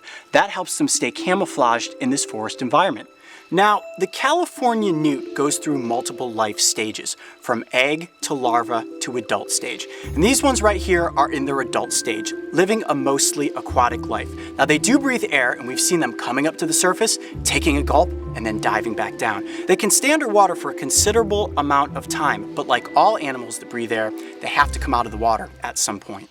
Now, at the beginning of the episode, I told you that I was going to be handling one of the most poisonous animals in the United States, which in fact these newts are. However, I don't have to worry about that poison by just handling them. I'd actually have to physically eat one of these newts for it to cause me any harm.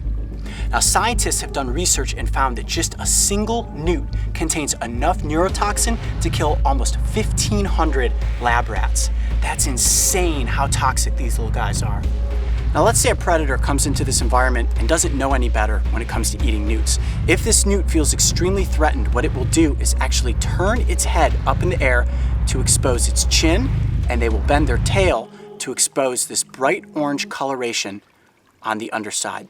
Now, most animals that are poisonous have some sort of bright coloration to warn predators, don't eat me, because if you do, it may be the last meal you ever have. Hiking throughout the course of the day, I've literally seen hundreds of these California newts. Just in this pocket of water alone, easily over 50, which tells me two things. One, that this ecosystem is incredibly healthy, and two, that the California newt is certainly thriving here on the West Coast. I'm Coyote Peterson. Be brave, stay wild. We'll see you on the next adventure. I can never recommend getting hands-on with any poisonous plant or animal. However, if you do head out into the forests of Northern California, capture and handle a newt, just make sure to wash your hands soon after. As long as you don't eat any newts, you will be just fine.